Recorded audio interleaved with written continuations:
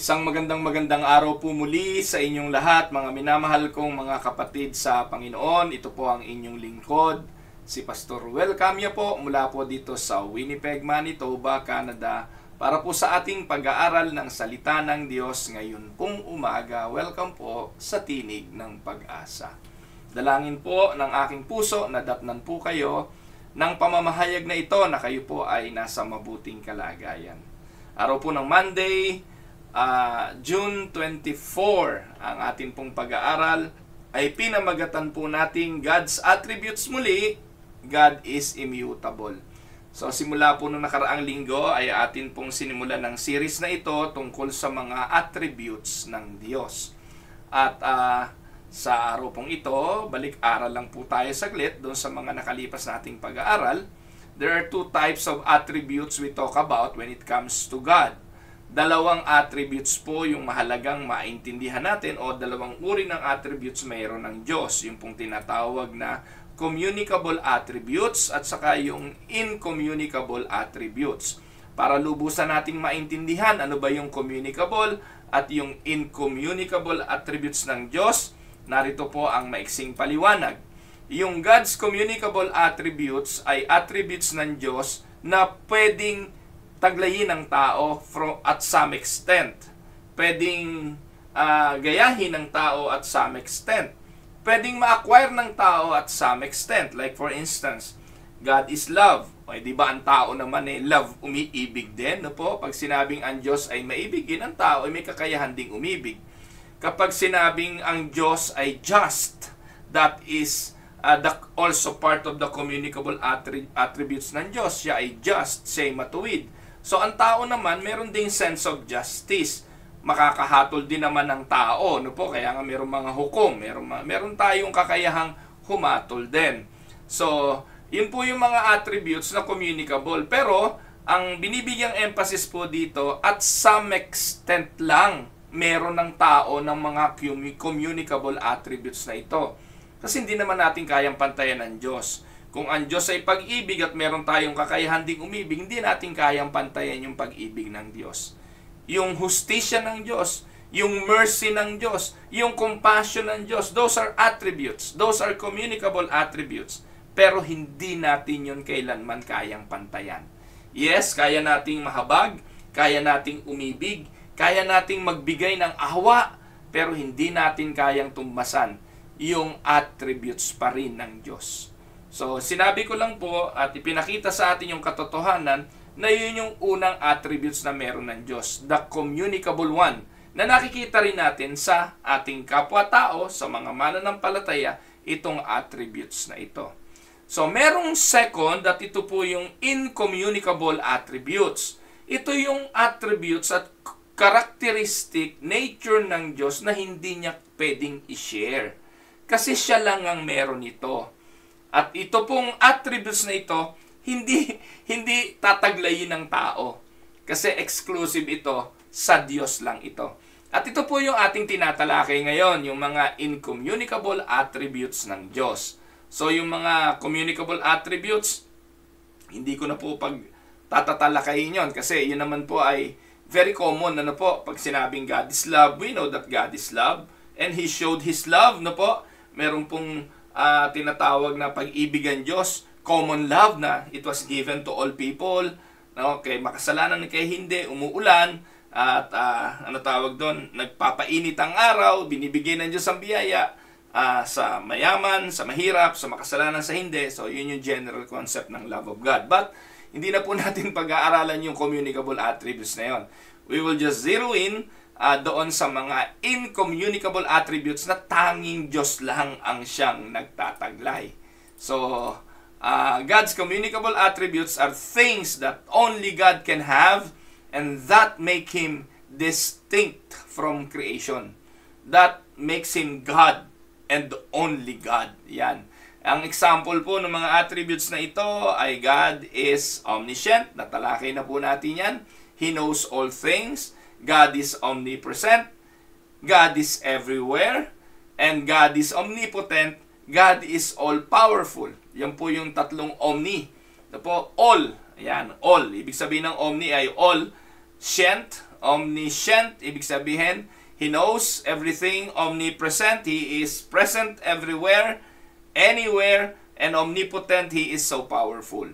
So, yan po yun. Ngayon pong araw na ito, tatalakayin natin, God is immutable. So, yan, kaya hinighlight ko ng red letter yan. Pero marami pa ho na distinct attributes na meron ng Diyos, yung transcendent, God is transcendent, God is sovereign, and God is self-existent. So, pwede pa rin po nating talakayin ng mga bagay na yan para lubusan po nating maintindihan. Let us just take it one day at a time. Okay po ba yun mga kapatid? So, ngayon pong araw na to, ayan, highlighted yung pang-apat na attributes ng Diyos, and we will be discussing the immutability of God.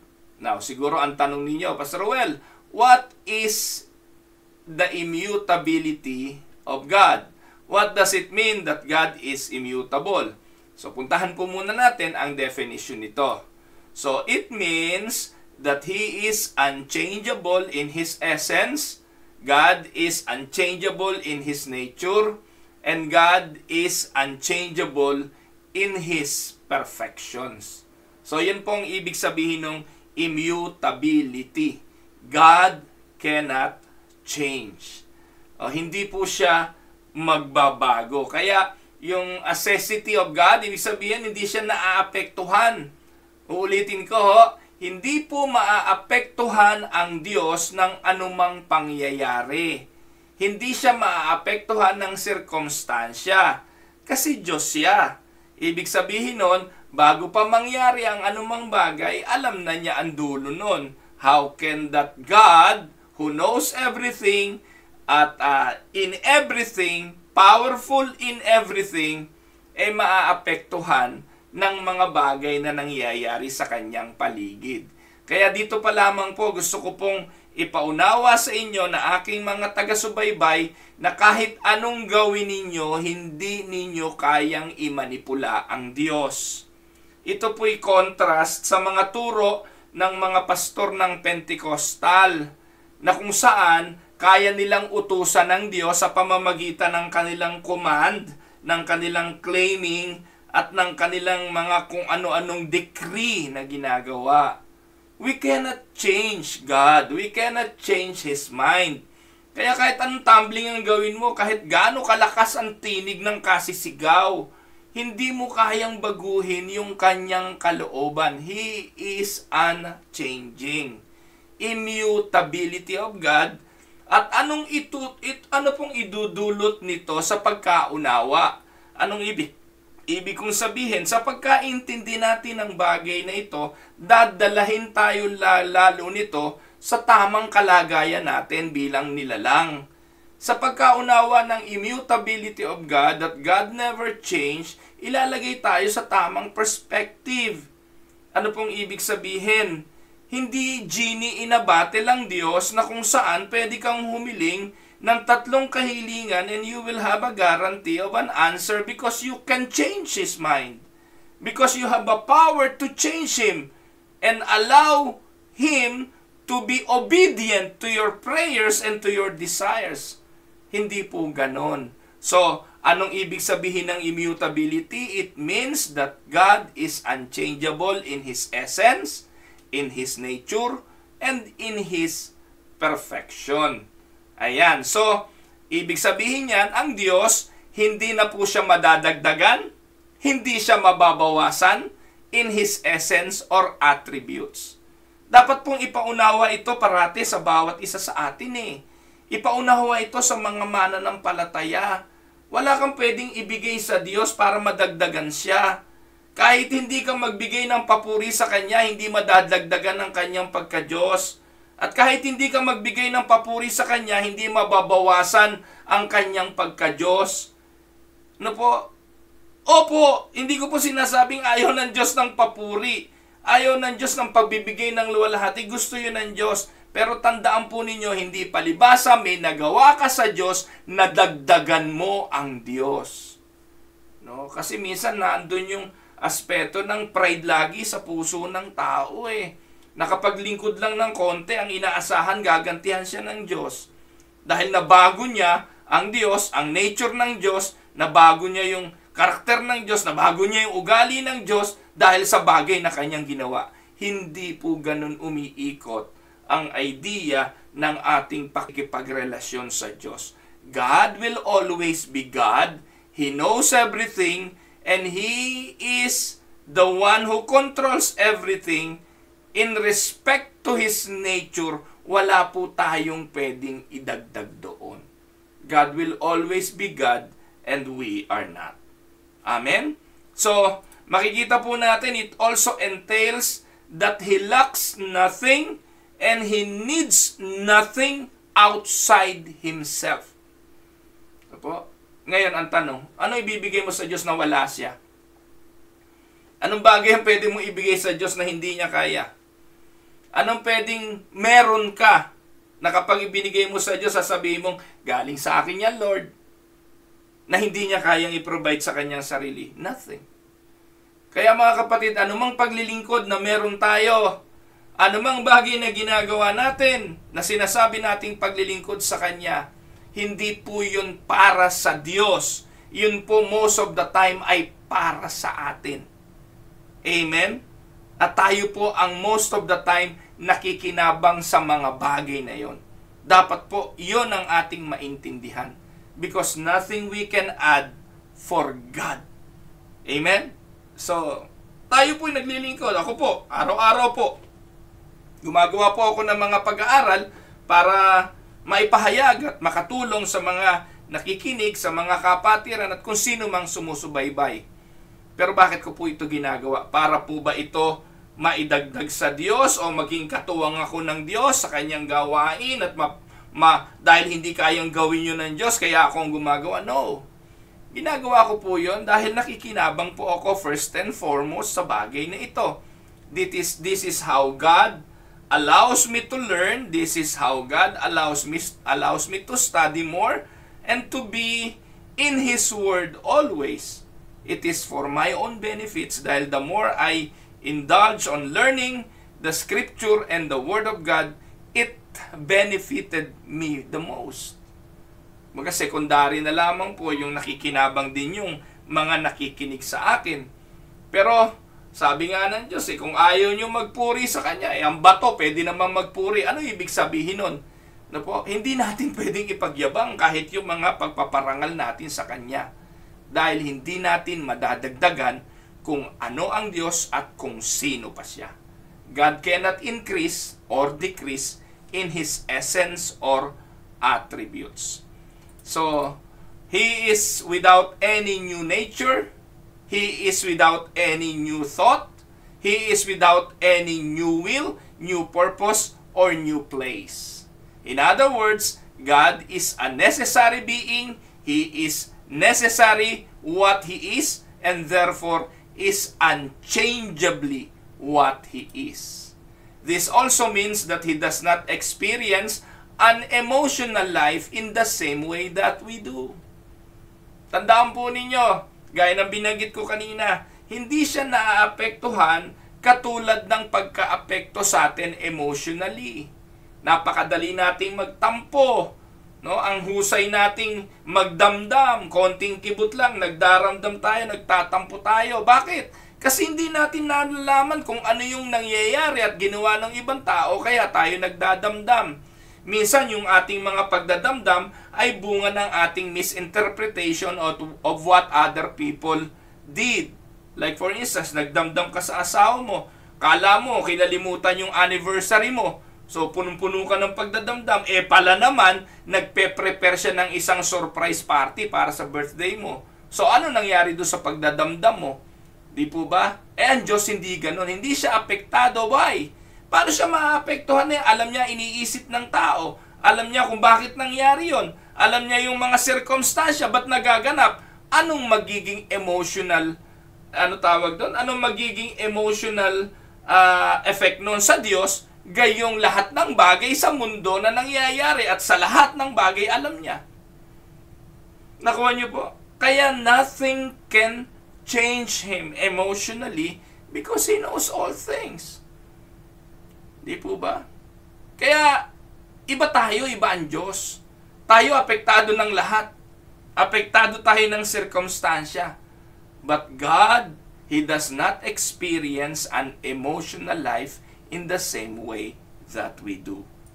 So since He has always known everything that there is to know, nothing takes Him by surprise and upsets His emotional state. Amen?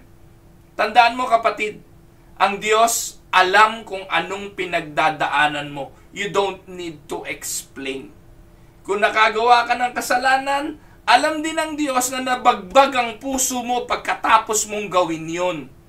Alam ng Diyos na pinagsisihan mo yon pagkatapos mong gawin yon. Kahit na nga hindi mo audibly or hindi mo sinabi sa kanyang diretso na pinagsisihan mo yon, basang-basa ng Diyos ang damdamin at ang isipan mo.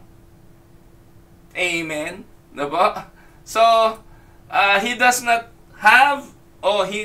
have changeable passion as we do. Tayo po pabago-bago. Yun po yung isa sa katotohanan ng buhay eh. Napakadali nating magbago. Pero ang Diyos, hindi siya nagbabago. Para lubusan nating maunawaan ito, tingnan natin ang sinasabi ng Biblia tungkol dito. Ano ba ang sabi ng Bible tungkol sa doktrinang ito ng immutability of God? So the immutability of God is clearly taught throughout the Scripture. And some example is one in Malachi chapter 3 verse 6. Ano po ang sabi diyan? I, the Lord, not change. So you, the descendants of Jacob, are not destroyed. Sabi ng Diyos, I, the Lord, do not change. So God affirms, I, the Lord, do not change. Numbers chapter 23, verse 19, God is not human that He should lie, not a human being that He should change His mind. Does He speak and then not act? Does He promise and not fulfill? 1 Samuel 15 o Isaiah 46, 9-11, ang sabi, remember the former things, those of long ago. I am God, and there is no other. I am God, and there is none like me. I make known the end from the beginning, from ancient times what is still to come. I say my purpose will stand, and I will do all that I please. From the east I summon a bird of prey, from a far-off land, a man to fulfill my purpose. What I have said that I will bring about, what I have planned that I will do. So makikita po natin yung katotohanan yan, na ang Diyos tinutupad ang lahat ng kanyang sinasabi, ang kanyang mga layunin, hindi siya nagbabago. Sa 1 Samuel 15:29, He who is the glory of Israel does not lie or change His mind, for He is not a man or human being that He should change His mind. Ezekiel 24:14, I, the Lord, have spoken, the time has come for me to act. I will not hold back, I will not have pity, nor will I relent. You will be judged according to your conduct and your actions, declares the sovereign Lord. Napakadaming mga talata. And James 1:7 in the New Testament, every good and perfect gift is from above, coming down from the Father of the heavenly lights, who does not change like shifting shadows.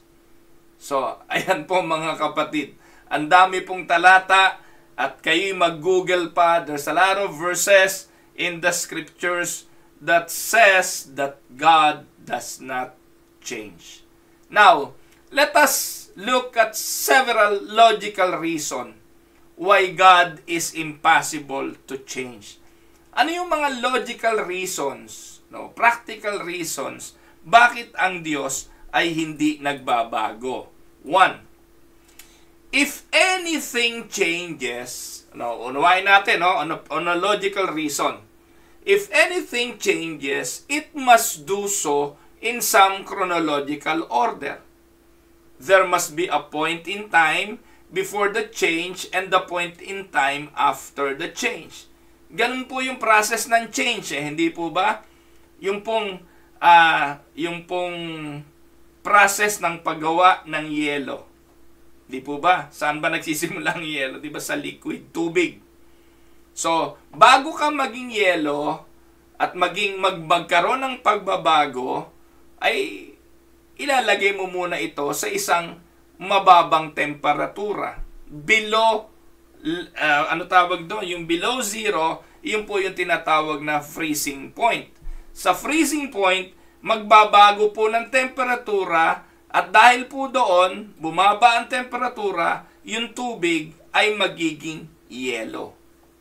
So ngayon, pag yun ba yelo na, tubig pa ba yun? Hindi na, kasi nga from liquid naging solid ito. And if anything changes, kailangang merong order, merong pagdadaanan. There must be a point in time before the change and a point in time after the change. Therefore, for change to take place, listen to this, for change to take place, it must happen within the constants, or the constraints rather, within the constraints of time. However, our God is eternal and He exists outside the constraints of time. Kaya ang Diyos hindi siya nagbabago. No po? Psalms 33 verse 11, ano po ang sabi? But the plans of the Lord stands firm forever, the purposes of His heart through all generation. Psalms 41:13, praise be to the Lord, the God of Israel, from everlasting to everlasting. Amen. Ano po? Psalms 90:2-4, before the mountains were born or brought forth the whole world, from everlasting to everlasting you are God. You turn people back to dust, saying, return to dust, you mortals. 1,000 years in your sight are like a day that has just gone by, or like a watch in the night. Ano pong ipinakikita nito? Pinakikita ng mga Old Testament writings na ito na ang Diyos, hindi po siya pwedeng i-confine sa panahon kasi nasa lahat siya ng panahon. From everlasting to everlasting.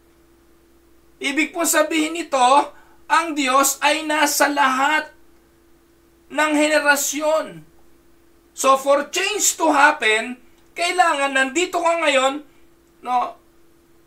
Kailangan po ng chronological order. Na hindi pa siya existing before, unti-unti siya nag-exist for Him to change. Hindi ganun ang Diyos. Paano magbabago ang nandito at nandun sa lahat ng panahon? How can that happen? So if anything changes, it must do so in some chronological order. Ito po ilang talata sa New Testament. John 17:5. And now, Father, glorify me in your presence with the glory I had with you before the world began. And here Jesus is saying that God is there before the world began. And He was also there before the world began.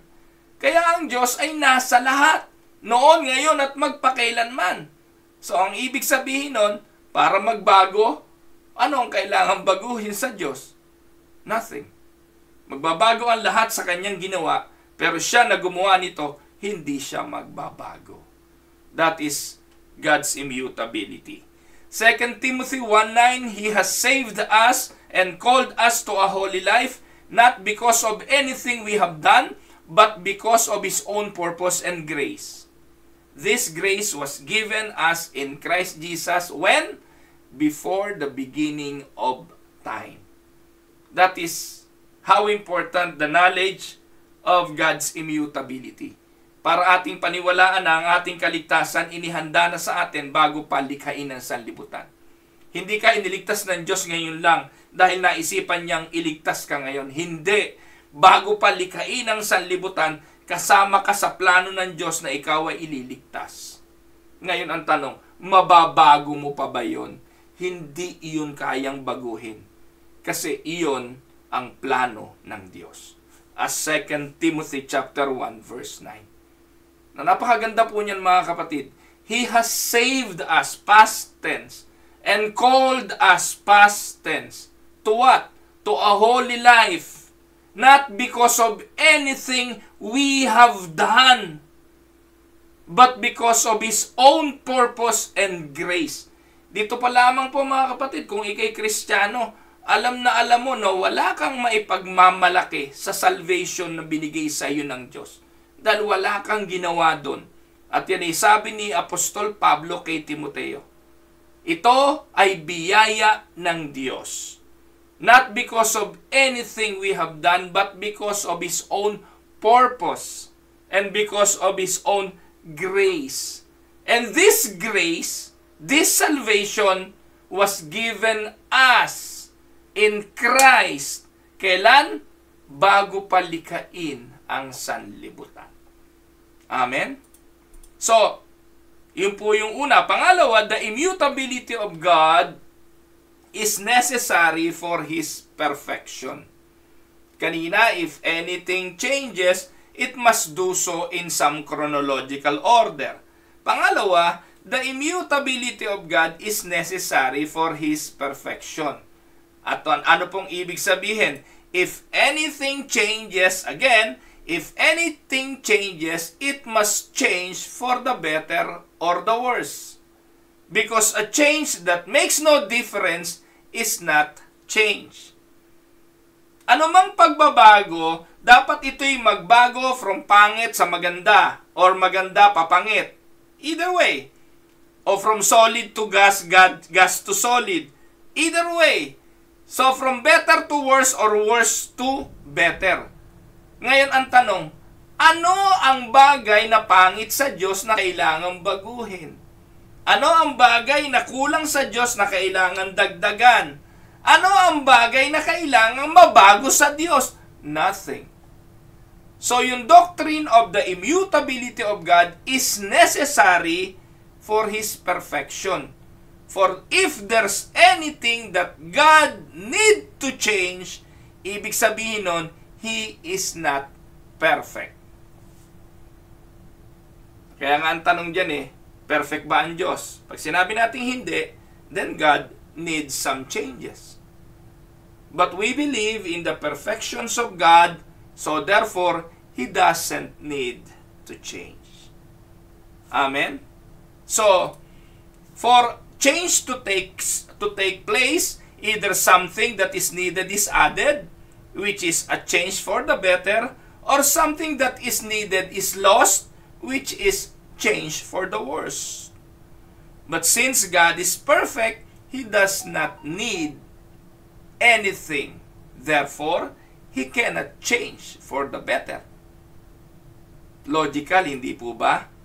So if God were to lose anything, He would no longer be perfect.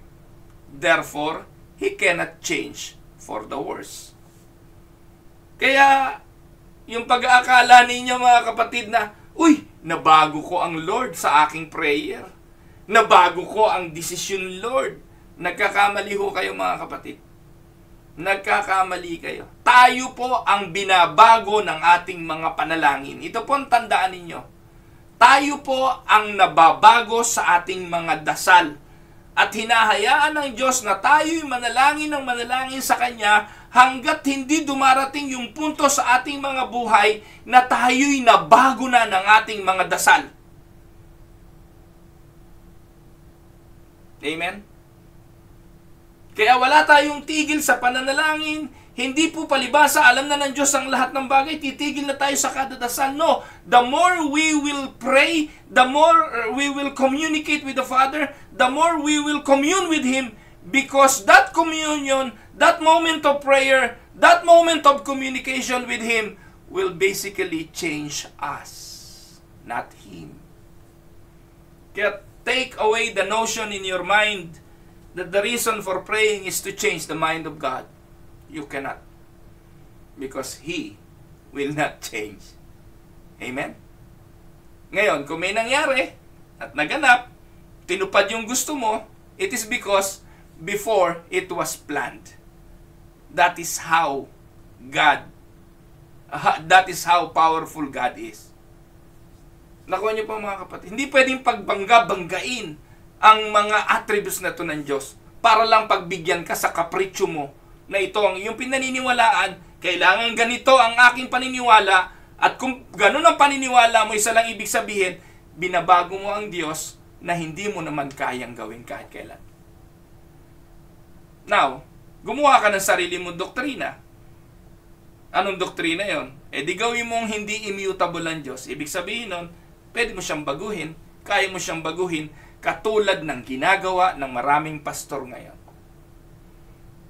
Hindi sila naniniwala sa doktrinang ito ng God's immutability, so therefore they have power to manipulate God. They have power to change the mind of God. They have power to command God. In Jesus' name I command. In Jesus' name I decree. Mga kapatid, ngayon, gagawin mo pa ba ito? Hindi po ba napakalaking kayabangan yun? Utusan mo ang Diyos? Gayong alam mo na you cannot change God. Kaya dapat tayo ang magbago. Tayo ang magbago sa pakikipag-usap sa Diyos. Tayo ang magbago sa ating paglapit sa Kanya. Nasa lahat siya ng dako, alam niya ang lahat ng bagay. Ito yung mga attributes na kailangan isasaksak natin sa isipan natin. Na dapat magdala sa atin saan? Sa lubos na pagtitiwala. Kaya ako, simple na lang ang mga dasal ko eh. Simple na lang ang mga hiling ko sa Panginoon, pero lagi po akong dumadalangin sa Kanya. Lagi ako nakikipag-usap sa Kanya sa mga smallest details of my life. Pero simple na lang ang mga hiling ko sa buhay ko. Lord, take charge. Pag-aalis ako, Lord, guide me. Lord, may your will be done. Para lang inilalagay ko yung kamay ko o yung sarili ko sa kamay niya na, Lord, whatever happened, I know you're in control. Bumiyahe po yung anak namin kahapon, si Reb, bumiyahe po siya sa Lisbon, sa Portugal.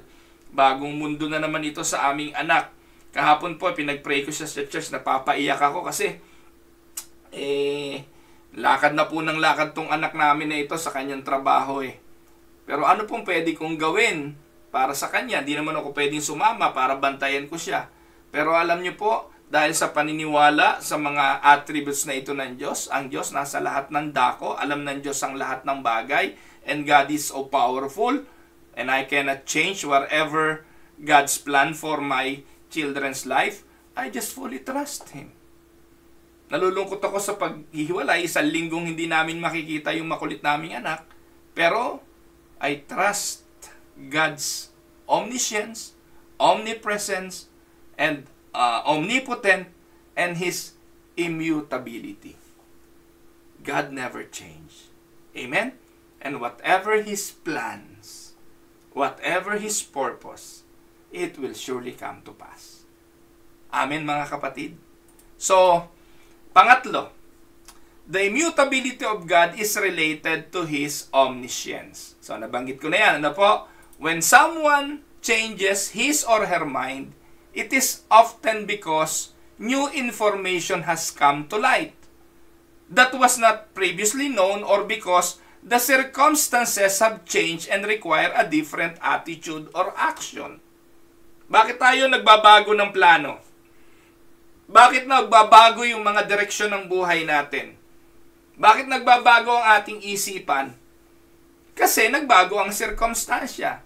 Like for instance, bibili ako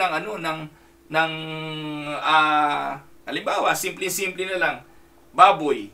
No, nakita mo sa store, sa flyers, dito po sa Canada, uso yung flyers. Naku, sale ang baboy. O baka, no, isang araw nag-sale ang baka from $6.99 a pound, ngayon ay $3.99. So, ang laki ng difference. Pag nag-sale po rito, kalahati talaga, no po? So, sabi mo ngayon, ako, pupunta ako ngayon. Nakita mo sa superstore, ganung lugar, sale. So, nakakondisyon ka na. Yun na yung decision mo, bibili ka, pumunta ka ngayon sa store. Pagdating mo ron, wala na pala yung sale. From $3.99, naging $6.99 uli. Sasabihin mo na ko, ayoko na, di na ako bibili. Now, what changed your mind? The things that change your mind is the new price. The circumstances Yung previous information na alam mo, iba na sa information na nandito sa harapan mo. And that will change your decisions. Sa Diyos ba may nakakagulat pa sa Kanya? Magugulat ba ang Diyos sa pasya mo, kapatid? Magugulat ba ang Diyos sa naging desisyon mo? Hindi. Kasi alam na yon ng Diyos lahat. Alam na ng Diyos kung ano mangyayari kay Job. Alam na ng Diyos kung ano mangyayari sa Israelita. Alam na ng Diyos kung ano mangyayari kay Moses. Alam na ng Diyos kung anong gagawin ni Jonah. Hindi na siya magugulat sa lahat ng ito. Kaya konektado yung immutability of God sa kanyang omniscience. Amen? Because God is omniscient, ibig sabihin, He knows all things, He cannot learn something new that He did not know already. Amen?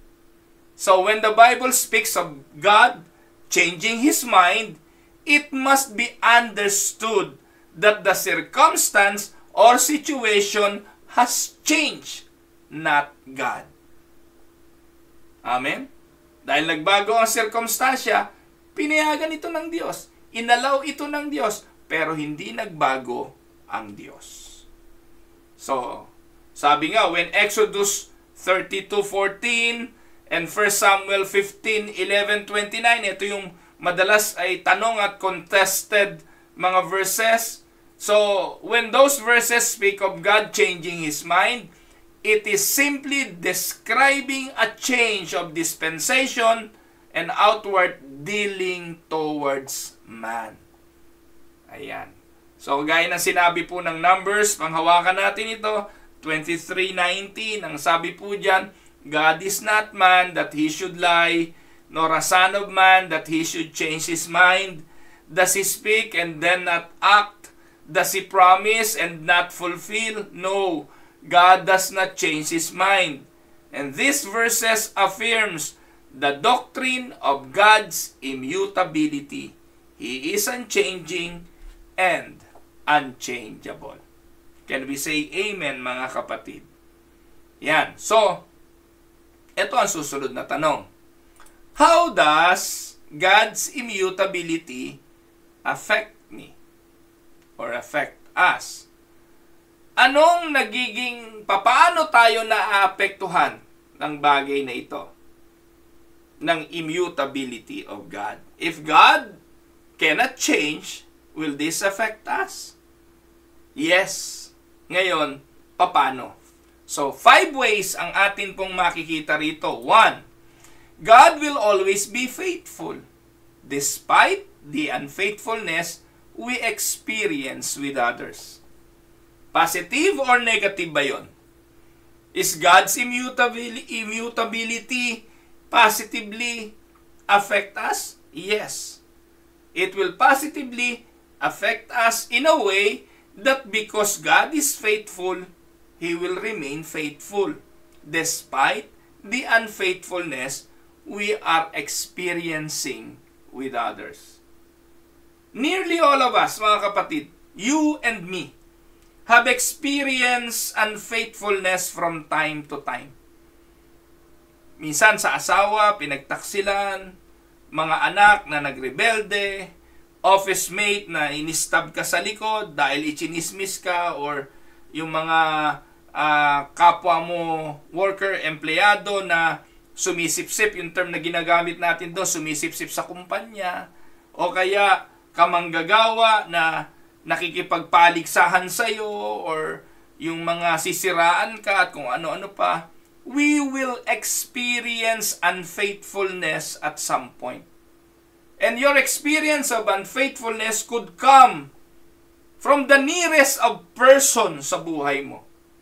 Minsan nga, asawa who discontinued their promised love for you. Your experience of unfaithfulness could have come from a friend who promised to have your back, only to stab you in the back. Na pinangako nilang poproteksyonan ka, and yet, iniwanan ka sa ere. Your unfaithfulness experience could have come from an employer na pagkatapos kang pakinabangan, ifa-fire ka na lang, tatanggalin ka na because ikaw ay set to retire or hindi ka na mapakinabangan because of your illness. While, mga kapatid, we experience unfaithfulness in life due to His character, God will always be faithful to us. Amen? Makakaapekto ba ang immutability of God sa atin? Yes. Panghawakan natin ito. Nagbabago ang lahat sa buhay. Nagbabago ang lahat ng tao. Nagbabago ang ating mga itsura. Pero ang Diyos, hindi. Amen?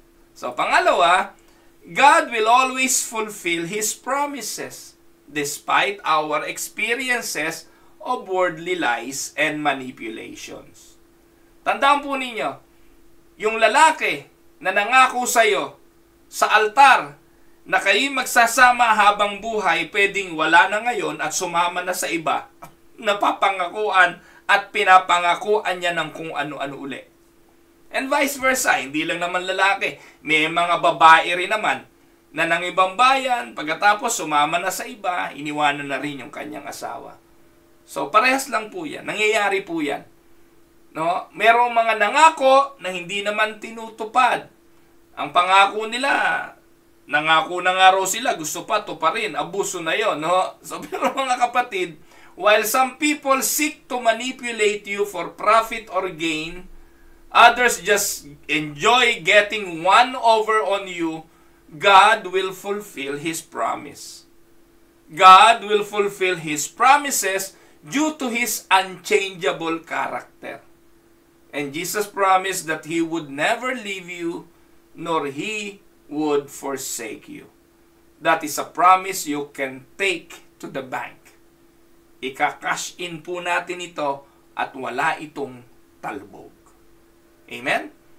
So that is how God's immutability affect us. He is faithful and will always be, and He will fulfill His promises in spite of our experiences of worldly lies and manipulation. Pangatlo, God will never change truth despite society's promotion of skepticism and doubt. Ano pong ibig sabihin nito? Since God is unchangeable, yung katotohanan ng Diyos hindi rin nagbabago. Yung mundo na meron tayo ngayon, ang society na meron tayo ngayon, have come and societies have gone. Ano po? Societies have come and societies have gone. But God's truth still remains. Sinabi nga po mga kapatid ng mundo na ang lahat ng bagay napaka-fickle. Ang daling magbago. Ang dali po ng mundo na umayon sa takbo ng mundong ito. Maging mga mananampalataya, umaayon sa takbo ng mundo. But God will remain the same, especially in His truth. When Jesus declared, I am the way, the truth, and the life, ibig sabihin po noon, hindi po magbabago yun. Kung si Jesus dineclare yun, He will always be the truth, He will always be the way, and He will always be the life. No po? God's immutability means that His truth remains the same. It will remain forever. Pang-apat, God will always be with you despite the seeming chaos you experience. God's steadfastness provides order in the midst of our chaos. God will provide order when no one or nothing else can. Ang pangako ng Diyos, kasama natin siya. Kaduktong po ang attributes na ito sa omnipresence ng Diyos. Dahil ang Diyos ay nasa lahat ng dako, kasama natin siya. At ang presence na ito, na kanyang ipinangako, hindi magbabago. Amen? At panghuli, God will be your rock in an ocean of turbulence, an ever-present help in times of trouble. Ano pong ibig sabihin? Due to His steadfastness and unchangeable nature, God is an anchor and a rock in the midst of the turbulent times in which we live. Nasa mundo po tayo ngayon ng kaguluhan. Ang bansang Pilipinas may banta ng digmaan laban sa China at kung ano-ano pa.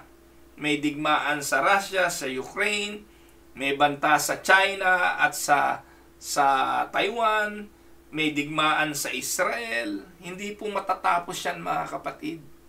Yan po yung palatandaan na tayo'y nasa huling panahon. Pero yan, sasama pa ng sasama. Pagulo pa ng pagulo ang mundo. Asahan po natin yan. Ano po? Community changes, economy changes, people change, lahat ng bagay nagbabago. Ngayon ang tanong, saan tayo sasalig sa bagay na ito? Because God is immutable, He never changes, He will always be the rock in an ocean of turbulence. He will always be an ever-present help in times of trouble. Panghawakan po natin ito at atin po itong panampalatayanan. Yan po ang pag-aaral sa God's immutability. Ito po ang inyong lingkod, si Pastor Roel Camia po, mula po dito sa Winnipeg, Manitoba, Canada, para po sa ating pag-aaral ng Salita ng Diyos ngayong umaga, dito po sa Tinig ng Pag-asa. Magandang araw po sa inyong lahat.